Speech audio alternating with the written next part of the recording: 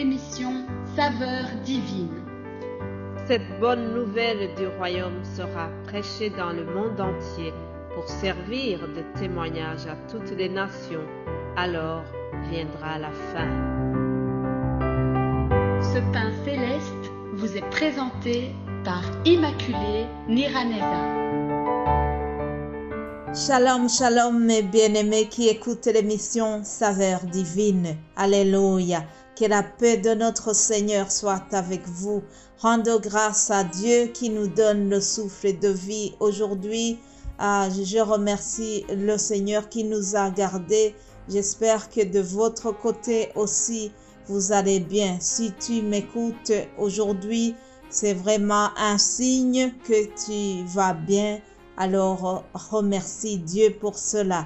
Moi-même qui te parle, je remercie le Seigneur qui m'a donné la santé, qui m'a fait quitter mon lit, qui m'a fait parler. Le fait d'ouvrir ma bouche et de prononcer ces paroles, c'est vraiment un miracle chaque jour.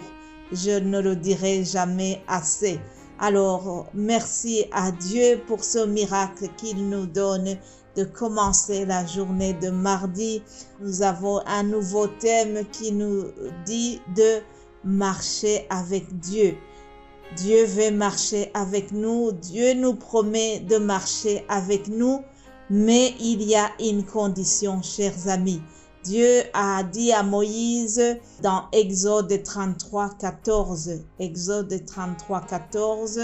il a dit « Je marcherai moi-même avec toi et je te donnerai du repos ». Dieu veut marcher avec nous, mais il y a une condition, chers amis. Il y a une condition, c'est que nous devons écouter ses ordonnances, nous devons marcher comme il veut. Nous devons lui obéir. Alors, voyons dans quel contexte Dieu a dit ces paroles à Moïse. Mais bien-aimés de Dieu, je veux vous rappeler une chose. Quand nous lisons un verset biblique, c'est toujours mieux de savoir le contexte dans lequel le verset a été prononcé. Il vaut mieux savoir à qui les paroles ont été adressées, dans quelles circonstances les paroles ont été prononcées. Voilà, c'est toujours bien de lire ce qui précède avant. C'est vraiment une bonne démarche pour quelqu'un qui veut apprendre, qui veut comprendre la parole de Dieu. Alléluia. C'était juste un conseil que je vous donne. Voyons donc dans quel contexte l'Éternel dit à Moïse, « Je marcherai moi-même avec toi ». Vous savez, Moïse est ce personnage que Dieu avait choisi pour libérer son peuple, pour sortir le peuple d'Israël, le sortir de l'Égypte. Donc Moïse a reçu cette grande mission. Alors, dans le voyage vers Canaan, ce n'était pas facile. Le peuple qui conduisait était un peuple qui n'était pas facile. Dieu dit que c'est un peuple au cou raide ou au cou roide dans d'autres traditions. Ce peuple a eu plusieurs fois l'occasion de désobéir à Moïse. Moïse vraiment en avait jusque je ne sais pas où.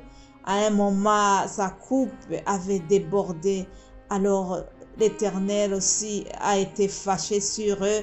Dans l'Exode 32, le chapitre qui précède, nous voyons comment l'Éternel a été en colère envers ce peuple. Non seulement ils avaient désobéi à Moïse, mais ils ont aussi enflammé la colère de l'Éternel parce qu'ils avaient demandé à Aaron de leur fabriquer un veau d'or. Dans le chapitre 32, nous voyons donc ce qui s'est passé. Pendant que Moïse était sur la montagne pour recevoir la loi divine, les Israélites ont été impatients. Attention à l'impatience, chers amis. Soyons patients dans l'affliction. Soyons patients dans ce voyage que nous avons commencé vers le ciel. Alors donc, je disais qu'ils ont été impatients et ils ont demandé, ils ont poussé Aaron à leur fabriquer une idole à partir de leurs anneaux d'or. Quelle abomination, chers amis! Ils demandent à Aaron, ils ont dit que Moïse avait tardé, qu'on ne savait plus ce qu'il était en train de faire. Ils n'avaient plus de patience et donc ils ont demandé qu'on leur fabrique une idole. Et ils voulaient prendre cette idole comme leur Dieu. Ils avaient besoin d'un Dieu palpable, un Dieu qu'ils peuvent toucher. Ah, chers amis, c'est un danger. C'est dangereux de pouvoir se fabriquer des idoles. Le peuple d'Israël en faisant cela, ils ont vraiment attiré la colère de Dieu. Ce péché a offensé l'Éternel qui a été très fâché et nous voyons la colère dans ces paroles, les paroles suivantes. Exode 32, verset 9, l'Éternel dira: Je vois que ce peuple est un peuple au cou roide. Maintenant, laisse-moi, ma colère va s'enflammer contre eux, et je les consumerai, mais je ferai de toi une grande nation. Je répète, je les consumerai, mais je ferai de toi une grande nation. Ça vous rappelle quelque chose, n'est-ce pas? Si vous êtes les habitués de la Bible, la même promesse a été donnée à Abraham. Dieu a dit à Abraham qu'il fera de lui une grande nation, n'est-ce pas? Et voici que Moïse reçoit la même promesse, mais cette promesse est donnée suite à une colère. Dieu est en colère contre ce peuple qui s'est fabriqué une idole. Abomination, chers amis. Ils ont oublié ce que l'Éternel avait demandé. Vous savez, pire encore, ils ont offert des sacrifices à cette idole, ce qui était une abomination devant l'Éternel. Et pourtant, quelques jours avant l'épisode du veau d'or, ils avaient entendu la voix de l'Éternel qui leur disait au milieu de la fournaise: Tu ne te feras pas d'image taillée. Tu ne te feras pas d'image taillée. Et pourtant, chers amis, avant même de quitter l'endroit où cette ordonnance avait été donnée, ils ont rompu leur engagement. Terrible, incroyable, que c'est triste, chers amis. Dieu ne voulait plus marcher avec eux parce que ils n'avaient pas obéi à son ordonnance. Ils ont été impatients.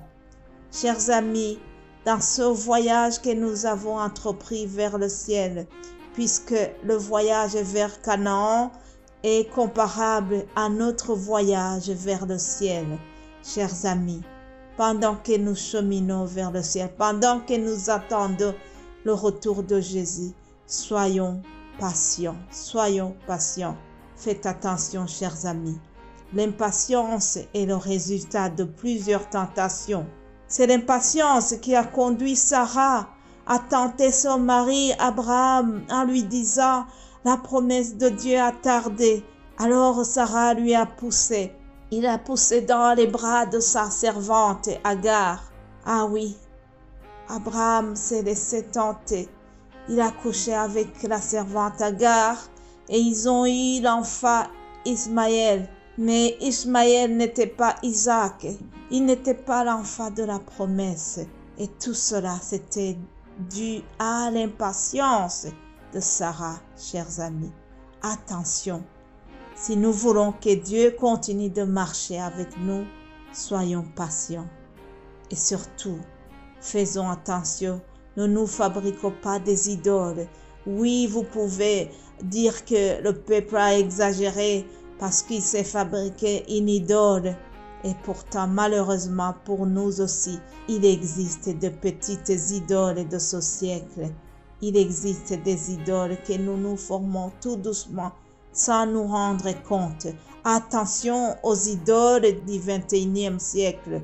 Bien sûr que nous voulons tous entendre la voix de Dieu qui nous dit: je marcherai moi-même avec toi et je te donnerai du repos. J'aplanirai les chemins, je transformerai ton désert en un oasis de paix. Je transformerai ton désert en un oasis de grâce. Oui, c'est merveilleux d'entendre cela. Mais il y a une condition, chers amis. Nous devons respecter les ordonnances de Dieu. Nous devons rester patients. Nous devons faire attention. Ne pas se fabriquer des idoles. Ne tombons pas dans la tentation, chers amis. Je continuerai demain. Soyez abondamment bénis au nom de Jésus-Christ. Amen.